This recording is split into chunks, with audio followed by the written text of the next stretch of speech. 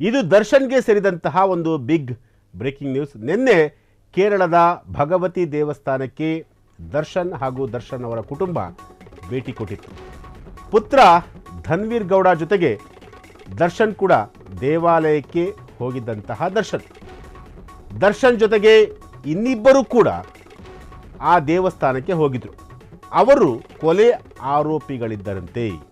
ಅದು ರೇಣುಕಾಸ್ವಾಮಿ ಕೊಲೆ ಪ್ರಕರಣದ ಆರೋಪಿಯಲ್ಲ, ಮತ್ತೊಂದು ಸೆನ್ಸೇಷನಲ್ ಕೊಲೆ ಪ್ರಕರಣದ ಆರೋಪಿಗಳಂತೆ.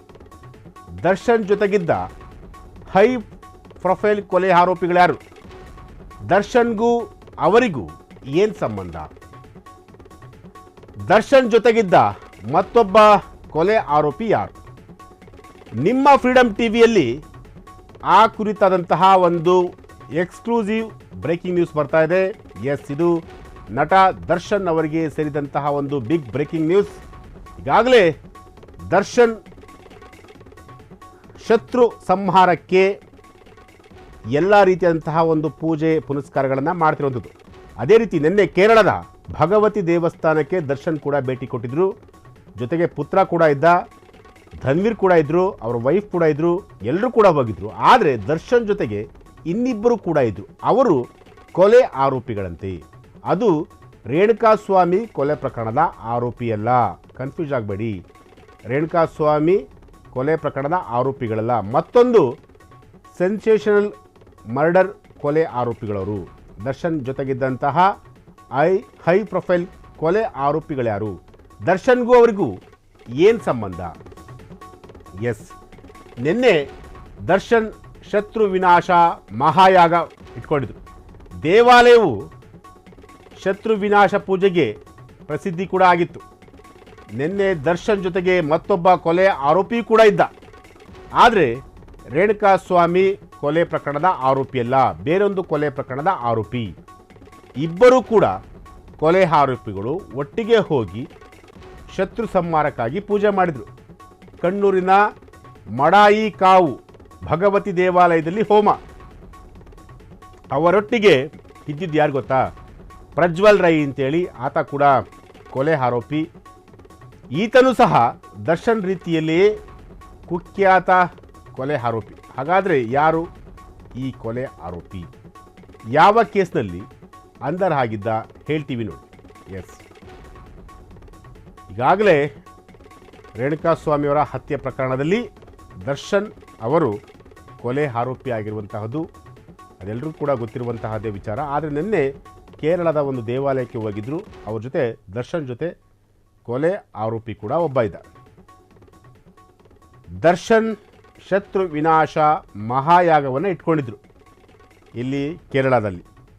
ಆ ಒಂದು ದೇವಾಲಯಕ್ಕೆ ದರ್ಶನ್ ಅವರ ಮಗ, ಜೊತೆಗೆ ಸ್ನೇಹಿತ ಧನ್ವೀರ್ ಗೌಡ, ಜೊತೆಗೆ ಪತ್ನಿ ವಿಜಯಲಕ್ಷ್ಮಿ ಅವರೆಲ್ಲರೂ ಕೂಡ ಇದ್ದರು. ಅವರ ಜೊತೆಗೆ ಮತ್ತೊಬ್ಬ ಕೊಲೆ ಆರೋಪಿ ಕೂಡ ಇದ್ದ. ಆ ಕೊಲೆ ಆರೋಪಿ ರೇಣುಕಾಸ್ವಾಮಿ ಕೊಲೆ ಆರೋಪಿ ಅಲ್ಲ, ಆತ ಬೇರೆ ಒಂದು ಕೊಲೆ ಮಾಡಿ ಆ ಪ್ರಕರಣದ ಆರೋಪಿಯಾಗಿದ್ದ. ಆತನ ಹೆಸರು ಪ್ರಜ್ವಲ್ ರೈ ಅಂತೇಳಿ. ಪ್ರಜ್ವಲ್ ರೈ ಯಾರು? ಯಾವ ಕೊಲೆ ಪ್ರಕರಣದಲ್ಲಿ ಭಾಗಿಯಾಗಿದ್ದ? 2017ರ ಕರೋಪಾಡಿ ಜಲೀಲ್ ಕೊಲೆ ಪ್ರಕರಣದ ಪ್ರಮುಖ ಆರೋಪಿ. ಪ್ರಕರಣದ ಆರೋಪಿಯಾಗಿದ್ದಂತಹ ಪ್ರಜ್ವಲ್ ರೈ ಗ್ರಾಮ ಪಂಚಾಯಿತಿ ಸದಸ್ಯರಾಗಿದ್ದಂತಹ ಜಲೀಲ್ ಕೊಲೆ ಪ್ರಕರಣದ ಪ್ರಮುಖ ಆರೋಪಿ. ಭಾರೀ ಸಂಚಲನ ಮೂಡಿಸಿದ್ದ ಜಲೀಲ್ ಕೊಲೆ ಪ್ರಕರಣ. ಆ ಕೊಲೆ ಪ್ರಕರಣದಲ್ಲಿ ಒಟ್ಟು 11 ಜನರ ಬಂಧನವಾಗಿತ್ತು. ಕೊಲೆ ಕೇಸ್ನಲ್ಲಿ ಪ್ರಜ್ವಲ್ ರೈ ಸಹ ಒಬ್ಬ ಆರೋಪಿಯಾಗಿದ್ದ. ದರ್ಶನ್ನನ್ನು ಕೇರಳಕ್ಕೆ ಕರೆದುಕೊಂಡು ಹೋಗಿದ್ದೇ ಈ ಪ್ರಜ್ವಲ್ ರೈ. ನಿನ್ನೆ ಶತ್ರು ಸಂಹಾರ ಪೂಜೆಗೆ ಒಳ್ಳೆಯ ದಿನವಾಗಿತ್ತು. ಅದಕ್ಕಾಗಿಯೇ ನಿನ್ನೆ ದರ್ಶನ್ ಸ್ನೇಹಿತರು ಕುಟುಂಬಸ್ಥರು ಜೊತೆ ಹೋಗಿ ಪೂಜೆಯನ್ನು ಮಾಡಿಸಿದ್ರು.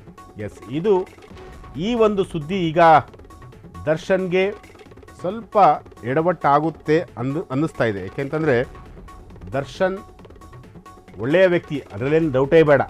ಆದರೆ ಅವರ ಸಂಘ ಸರಿಯಿಲ್ಲ ಅಷ್ಟೆ. ಅವರ ಸಂಘದಿಂದ ಸನ್ಯಾಸಿ ಕೆಟ್ಟ ಅನ್ನೋ ಒಂದು ಗಾದೆ ಮಾತಿದೆಯಲ್ಲ, ಅದು ದರ್ಶನ್ ಅವರಿಗೆ ಕರೆಕ್ಟಾಗಿ ಸೂಕ್ತ ಆಗುತ್ತೆ.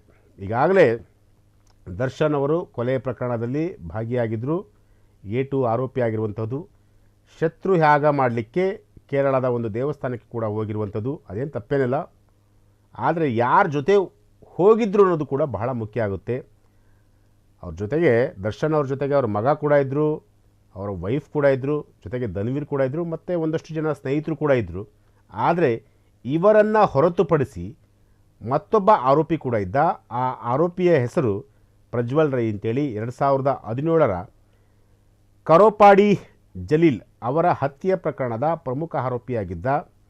ಗ್ರಾಮ ಪಂಚಾಯಿತಿ ಸದಸ್ಯರಾಗಿದ್ದಂತಹ ಜಲೀಲ್ ಅವರ ಕೊಲೆ ಪ್ರಕರಣದ ಪ್ರಮುಖ ಆರೋಪಿಯಾಗಿದ್ದಂತಹ ಪ್ರಜ್ವಲ್ ರೈ ಕೂಡ ದರ್ಶನ್ ಅವರ ಜೊತೆ ಹೋಗಿದ್ರು. ಜೊತೆಗೆ ಇದೆಲ್ಲ ಫುಲ್ಲು ಅವರೇ ಎಲ್ಲ ರೆಡಿ ಮಾಡಿದ್ದು. ಅಂದರೆ ದೇವಸ್ಥಾನಕ್ಕೆ ಹೋಗೋದು ಅಲ್ಲಿ ಎಲ್ಲ ನೋಡ್ಕೊಂಡಿದ್ದಲ್ಲ, ಸ್ವತಃ ಪ್ರಜ್ವಲ್ ರೈ ಅನ್ನೋ ಒಂದು ಮಾತು ಕೂಡ ಈಗ ಅನ್ನೋ ಒಂದು ಸುದ್ದಿ ಕೂಡ ಕೇಳಿ ಬಂದಿರುವಂತಹದ್ದು. ತಪ್ಪೇನಿಲ್ಲ ಬಿಡಿ, ಅದೇನು ತಪ್ಪು ಅಂತ ನಾವೇನು ಹೇಳಲಿಕ್ಕಾಗಲ್ಲ. ಆದರೆ ಇಂತಹ ವಿಚಾರಗಳಲ್ಲಿ ದರ್ಶನ್ ಅವರು ಬಹಳ ಸೂಕ್ಷ್ಮವಾಗಿ ಹ್ಯಾಂಡ್ಲ್ ಮಾಡಬೇಕಾಗುತ್ತೆ. ಯಾಕೆಂತಂದರೆ ಈಗ ಅವರು ಬೇರೆ ಮೇಲೆ ಹೊರಗಡೆ ಇರೋದು, ಯಾರ ಜೊತೆ ಇರ್ತೀವಿ, ಯಾರು ಸಹವಾಸ ಮಾಡ್ತೀವಿ, ಎಲ್ಲಿ ಹೋಗ್ತೀವಿ, ಏನು ಮಾಡ್ತೀವಿ, ಅದೆಲ್ಲವೂ ಕೂಡ ದರ್ಶನ್ ಅವ್ರಿಗೆ ಈಗಿನ ಒಂದು ಪರಿಸ್ಥಿತಿಯಲ್ಲಿ ಅದು ಬಹಳ ಮುಖ್ಯ. ಏಕೆಂತಂದರೆ ಸ್ವಲ್ಪ ಯಾಮಾರಿದ್ರೂ ಕೂಡ ಅವರ ಬೇಲಿ ಕ್ಯಾನ್ಸಲ್ ಆಗುತ್ತೆ, ಮತ್ತೆ ಅವ್ರ ಯಥಾಸ್ಥಿತಿ ಅವರು ಮತ್ತೆ ಸ್ಟ್ರಗಲ್ ಮಾಡಬೇಕಾಗುತ್ತೆ.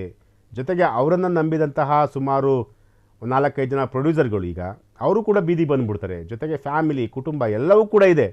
ಸೊ ಹಾಗಾಗಿ ಅವರು ಬಹಳ ಸೂಕ್ಷ್ಮವಾಗಿ ಹೆಜ್ಜೆಯನ್ನು ಇಡಬೇಕಾಗುತ್ತೆ. ಯಾಕೆಂತಂದರೆ ಈಗಾಗಲೇ ಅವ್ರ ಮೇಲೆ ಸಾಕಷ್ಟು ಆರೋಪಗಳು ಕೂಡ ಕೇಳಿ ಬಂದಿರುವಂಥದ್ದು ಎಲ್ಲರಿಗೂ ಕೂಡ ಗೊತ್ತಿರುವಂಥದ್ದೇ.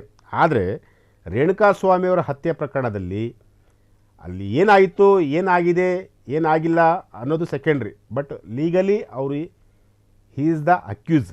ಸೊ ಹಾಗಾಗಿ ಬಹಳ ಎಚ್ಚರಿಕೆಯಿಂದ ಇರಬೇಕಾಗುತ್ತೆ. ಎಸ್, ಪ್ರಜ್ವಲ್ ರೈ ಅವರ ಜೊತೆ ಹೋಗಿದ ತಕ್ಷಣ ಅವರೇನು ಬೇರೆ ಏನು ಕೆಟ್ಟ ಕೆಲಸ ಮಾಡಿದ್ರೆ ಅಂತಲ್ಲ, ಆದರೆ ಯಾರು ಸಹವಾಸ ಮಾಡ್ತೀವಿ ಅನ್ನೋದು ಕೂಡ ಬಹಳ ಮುಖ್ಯ ಆಗುತ್ತೆ.